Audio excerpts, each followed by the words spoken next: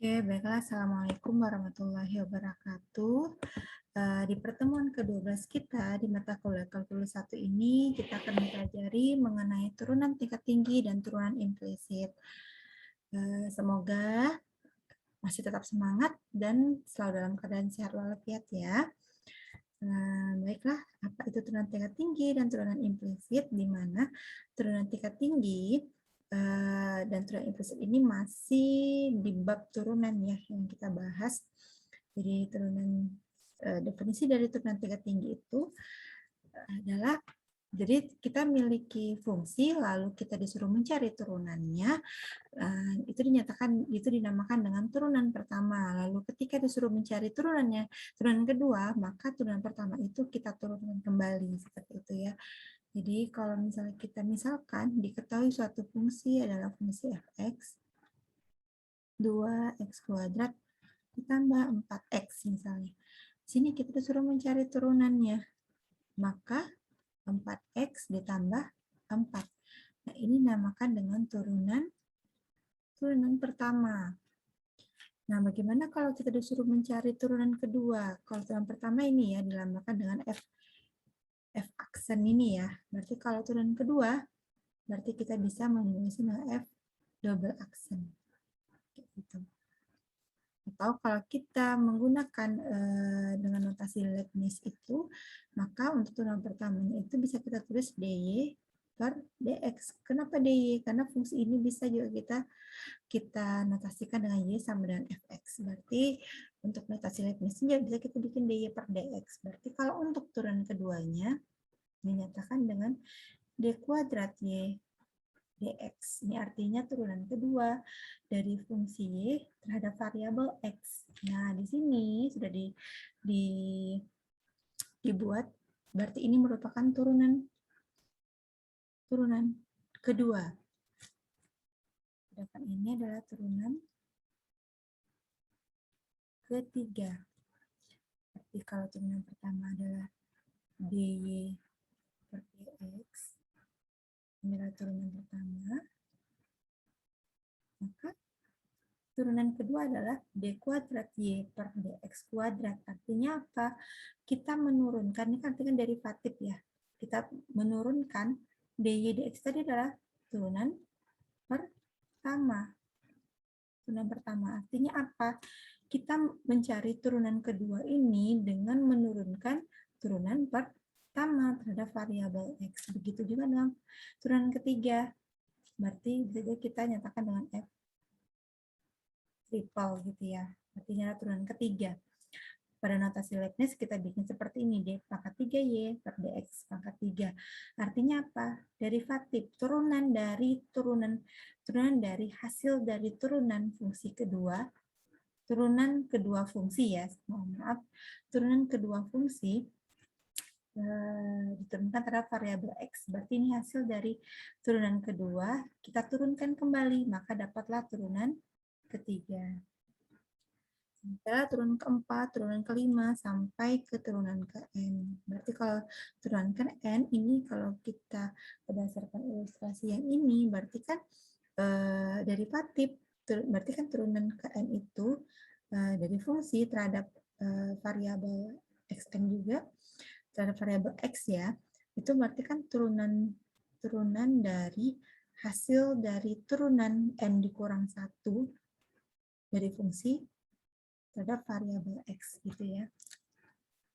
Jadi kalau kita ingin mencari turunan keempat, berarti kita menurunkan hasil dari turunan kedua. Kalau turunan ketiga ini kita turunkan terhadap variabel x, maka kita mendapatkan turunan keempat. Begitu seterusnya ya. Berlaku. Oke, berarti kalau dikatakan turunan tingkat tinggi, berarti turunannya itu lebih dari 1. Kita menurunkan fungsi itu bukan sekali saja, itu artinya ya bisa 2 kali, bisa 3 kali, bisa 4 kali kita turunkan fungsi tersebut. Nah, untuk notasi turunan tingkat tingginya seperti ini, dinotasikan yang kita ketahui bahwa notasi turunan itu banyak sekali ya, bisa dinyatakan dalam bentuk ya aksen, atau dengan notasi Leibniz, atau dengan F aksen, atau D besar XY, ini artinya derivatif ya. Ini sama, bisa diperhatikan ya. Seperti kalau turunan kedua, double aksen, turunan ketiga, triple, turunan keempat, jadi bukan pangkat ya di sini ya, ini menyatakan turunan ke. Lalu ini sampai ke N. Begitu juga dengan notasi Leibniz-nya. Jadi kalau pangkat 2 berarti ini menyatakan turunan kedua. Kalau pangkat 3 turunan ketiga, pangkat 4 turunan keempat. Begitu juga yang F dan DXY. Bisa dipahami ya. Oke, lanjut, ini beberapa contoh penemuan turunan tingkat tinggi. Di sini dimisalkan fungsinya adalah fx sama dengan 3x pangkat 4 dikurang x pangkat 3 dikurang x tambah 10. Nah, ini fungsinya. Kalau kita disuruh mencari turunan pertamanya, berarti yang kita turunkan ya. Masing-masing suku ini kita turunkan, berarti kan 12x pangkat 3 ya. Kalau ini negatif 3x pangkat 2, kalau ini kan fungsi identitas nih, maka jadi negatif 1. Kalau untuk fungsi konstanta, hasil turunannya adalah sama dengan 0, maka tidak dibikinkan sini ya. Lalu ini disuruh lagi kita, ini merupakan turunan keduanya, berarti turunan kedua itu kita peroleh dengan cara menurunkan hasil dari turunan pertama, berarti yang ini kita turunkan. Maka 3 dikali 12 kan 36 nih, pangkatnya dikurang 1. Begitu juga dengan ini nih, kalau ini hasilnya adalah 0. Lalu, kalau kita ingin mencari turunan ketiganya, berarti turunan kedua ini kita turunkan lagi. Ini kita turunkan lagi, maka 2 dikali 36, hasilnya 72, pangkatnya dikurang 1, maka jadi X, 6X, jadi 6. Ini tandanya negatif, jadi negatif. Gitu ya. Berarti kalau disuruh mencari turunan ketiga dari fungsi 3x pangkat 4 dikurang x pangkat 3 dikurang x tambah 10, hasilnya adalah 72x dikurang 6. Begitu juga dengan yang fungsi trigonometri. Nah, fungsi trigonometri, kalau di sini diketahui fungsi sin x, maka turunannya adalah cos x. Kalau kita suruh mencari lagi turunan keduanya, berarti kan turunan kedua dari fungsi sin X kan berarti kita menurunkan hasil dari turunan pertama, berarti cos ini yang kita turunkan. Cos X kalau kita turunkan adalah negatif sin X.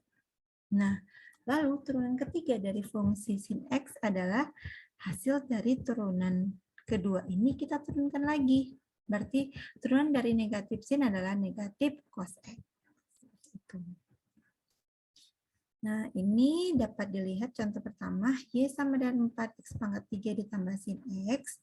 Kalau di sini disuruh mencari turunan kedua, berarti kan kita harus mencari turunan pertamanya. Berarti ini kita turunkan, maka ini 12X ditambah cos X. Disuruh mencari turunan kedua, berarti turunan kedua ini diperoleh dari turunan pertama, diturunkan lagi terhadap variabel X, maka dapatnya 12 dikurang sin X. Gitu ya. Nah, kalau yang ini gimana? Y sama dengan 2X dikurang 3 pangkat 4. Nah, ini fungsinya ya. Kalau kita disuruh mencari turunannya, bisa kita menggunakan 4 dikali 2X dikurang 3, pangkatnya dikurang 1, dikali dengan turunannya. Turunan ini. Atau bisa juga kita menggunakan aturan rantai ya. Kalau kita menggunakan aturan rantai, seperti yang minggu lalu sudah dijelaskan, berarti kan U-nya sama dengan, berarti kan Y sama dengan 2X dikurang 3 pangkat 4. Berarti ini adalah U. U-nya sama dengan 2X dikurang 3 gitu ya. Maka fungsi kita ini berubah menjadi Y sama dengan U pangkat 4. Kalau kita menggunakan aturan rantai, kan rumusnya kan kita mencari turunan pertama dari fungsi ini ya. Berarti rumusnya adalah DY, DU, dikali DU, DX. Berarti fungsi ini kita turunkan terhadap U. Berarti kan 4 U pangkat 3. Berarti 4 U pangkat 3 dikali. Ini diturunkan terhadap variabel X. Berarti sama dengan 2 ya. dikali 2 sama dengan 8U pangkat 3 sama dengan 8. U-nya kita kembalikan lagi, yaitu 2X dikurang 3 pangkat 3. Gitu ya, maka hasilnya seperti ini. Sama ya. Begitu juga dengan kalau kita disuruh mencari turunan keduanya. Berarti kalau kita mencari turunan keduanya, berarti kalau dengan cara ini ya, berarti kan pangkatnya pindah ke depan, berarti 3 dikali 8. Lalu yang bentuk berpangkat ini, pangkatnya dikurang 1. Maka di sini jadi 2. Lalu yang dalam kurung ini diturunkan, maka jadi 2. Sama dengan 48, 2x dikurang 3 pangkat 2. Yang ini juga bisa kita nyatakan dalam bentuk aturan rantai. Silakan dicoba. Berarti untuk mencari turunan Y aksen ini berarti kan kita menurunkan, ya, berarti kita menurunkan hasil dari Y aksen. Boleh seperti ini atau B, DY, DX, DX. Berarti dengan menggunakan aturan rantai berarti 8, 2X dikurang 3 pangkat 3, ini Y aksennya. Maka ini, yang ini, berarti kan dalam ini kan 8, berarti kalau kita masukkan ke dalam ini kan berarti 8, 2X dikurang 3 pangkat 3, gitu ya. Ini yang mau kita turunkan. Nah, kalau kita menggunakan aturan rantai, berarti yang U-nya ini sama dengan ini ya. U-nya ini dimisalkan, silakan dicoba ya. Dicoba. Oke, kita lanjut.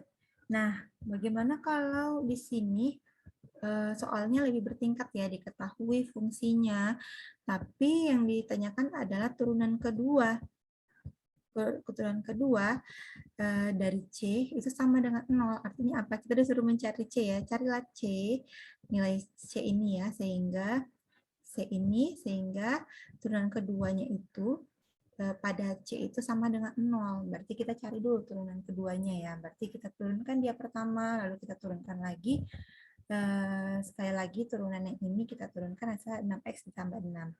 Lalu dikatakan bahwa, nah di sini ada syarat tambahannya ya, bahwa turunan kedua dari C itu sama dengan 0. Berarti kan nilai dari turunan kedua itu dari X sama dengan C itu sama dengan 0. Berarti X kita ganti dengan C. Maka jadinya seperti ini. 6C ditambah 6 sama dengan 0. Sehingga 6C itu sama dengan negatif 6. Sehingga C sama dengan negatif 1. Gitu ya. Bisa ya? Nah, kalau ini penerapannya, jadi kalau mengenai percepatan ini, dihubungkan dengan turunan ada ya hubungannya ya. Jadi di sini diketahui posisi suatu objek pada suatu waktu T dinyatakan Y sama dengan ST. Berarti fungsi awalnya itu dinyatakan sebagai fungsi posisi objek ya. Di sini S itu adalah posisi objek. Jadi ini yaitu merupakan fungsi yang dimana mengenai posisi objek, tentang posisi objek. Lalu kecepatan pergerakan atau perpindahan suatu objek itu dinyatakan dengan V. Pada suatu waktu T dinyatakan dengan, nah Ft itu sama dengan, V ya, V ya, mohon maaf, V pada T itu sama dengan S aksen. Artinya kita mencari kecepatan itu dengan cara menurunkan fungsi Y sama dengan ST ini. Dapatlah turunannya. Nah, kalau percepatan gimana? Nah, kecepatan itu kita peroleh dari turunan pertama dari kecepatan atau turunan kedua dari posisi objek atau jarak yang bisa kita ketahui ya. Nah, kalau kita terapkan pada soal, di sini diketahui suatu objek bergerak sedemikian sehingga posisi objek tersebut pada suatu waktu T dinyatakan fungsinya ini T pangkat 3 dikurang 12T kuadrat ditambah 36T dikurang 30 dengan S dalam satuan feet dan T dalam satuan detik. Yang pertama, soal adalah kapan kecepatan bernilai 0. Yang kedua, kapan kecepatan bernilai positif. Yang ketiga, kapan objek bergerak ke arah kiri, kapan percepatan bernilai positif. Nah, yang pertama yang kita bahas kecepatan bernilai 0. Berarti kalau kecepatan bernilai 0, V itu ya, VT itu sama dengan 0. Bagaimana cara mencari VT? Berarti kita turunkan dulu fungsi ST ini. Nah, dapatnya ini ya, 3T kuadrat dikurang 24T tambah 36. Diperoleh dari sini. Jadi, VT itu diperoleh dari X-aksen. Berarti DT ya, karena variabel T. Berarti T pangkat 3 dikurang 12T kuadrat ditambah 36T dikurang 30. Kalau kita turunkan berarti kan 3T kuadrat, yang ini kurang 24T, ini tambah 36 gitu ya. Nah, di sini kecepatan bernilai 0, berarti ini sama dengan 0. Nah, jadinya T dikurang 2 sama dengan 0 atau T dikurang 6 sama dengan 0. Kenapa seperti ini? Jadi bentuk yang ini nih, berarti 3 ini bisa kita keluarkan ya, maka bisa menjadi persamaan kuadrat ya. Nah, persamaan kuadrat dalam kurung ini bisa kita faktorkan, jadinya seperti ini. Lalu kalau kita selesaikan untuk mencari nilai T-nya, jadi seperti ini ya, paham ya, T dikurang 2 sama dengan 0 atau T dikurang 6 sama dengan 0. Berarti T sama dengan 2 atau T sama dengan 6. Artinya apa? Kecepatan akan bernilai 0 pada waktu T sama dengan 2 detik atau pada T sama dengan 6 detik. Seperti itu. Bisa dicoba, tinggal dimasukin ke dalam sini, benar nggak? Masuk ke dalam sini ya. Benar nggak T sama dengan 0? Ketika T sama dengan 2, T sama dengan 6. Nah, yang kedua, kita disuruh mencari kecepatan bernilai positif. Kalau kita ketahui pada garis bilangan, yang positif itu selalu yang lebih besar dari 0 ya, bilangan itu ya. Kalau yang negatif selalu lebih kecil dari 0, maka kita menggunakan bentuk tanda pertidaksamaan seperti ini. Maka berarti kita cari kecepatannya dengan menurunkan fungsi ini yang sudah kita dapat tadi dengan menggunakan tanda lebih besar ya, lebih besar dari 0. Sama seperti tadi. Nah, untuk menyelesaikan pertidaksamaan ini, maka kita perlu membuat T menjadi bentuk persamaan ya. Maka dapatnya T dikurang 2 sama dengan 0, T dikurang 6 sama dengan 0. T sama dengan 2 atau T sama dengan 6. Nah, kalau bentuknya seperti ini, biasanya kita menggunakan uji titik ya. Uji titik di mana kalau diketahui 2 titik, berarti kan titiknya adalah 2 dan 6 ya. Kita menggunakan uji titik untuk mencari daerahnya. Maka kita pilih untuk titik ujinya itu dengan kita pilih titik yang di sebelah kanan 6, di antara 2 dan 6, dan di sebelah kiri 2. Berarti kita pilih aja ini 1, di sini 3, di sini 7 ya. Nah, kalau kita masuki 1 di sini, di sini. Salah ya. Kita masuki di sini ke pertidaksamaannya. Maka T dikurang 2 negatif ya. Negatif, ini positif, maka hasilnya negatif di sini ya. Ya nggak? Kalau kita masuki di sini T-nya 1. Kalau 3 gimana? 3 positif. Kalau 3 kita masuki ya. Kita coba satu ya. X sama dengan 1, X sama dengan 3, X sama dengan 7. Berarti kalau kita masuki 3 dikali 1 dikurang 2, 1 dikurang 6 sama dengan ini 3 dikali negatif 1 dikali negatif 5 sama dengan positif. Jadi ini positif. Nah, kalau ini udah positif, pasti ini negatif, ini pasti positif. Kalau dicoba nanti, silakan dicoba ini hasilnya berapa ya. Apakah benar yang ini, percobaan ini.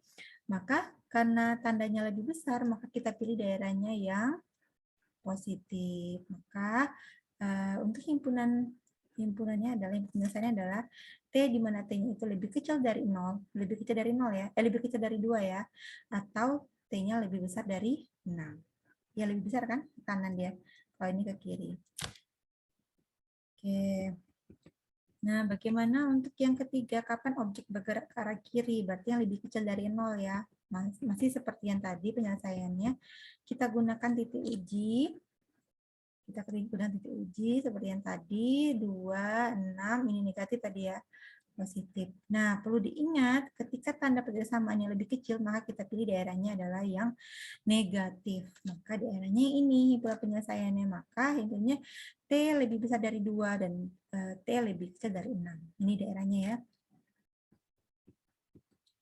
Nah, yang terakhir, kapan percepatan bernilai positif? Berarti untuk mencari percepatan perlu kita menurunkan 2 kali S ini atau kita turunkan sekali lagi kecepatan ini ya. Lalu karena dia katakan bernilai positif, maka dia lebih besar dari 0. Nah, didapatlah T-nya lebih besar dari 4. Jadi, percepatan bernilai positif pada waktu T lebih besar dari 4 detik. Seperti itu. Oke, semoga bisa dipahami. Selamat belajar.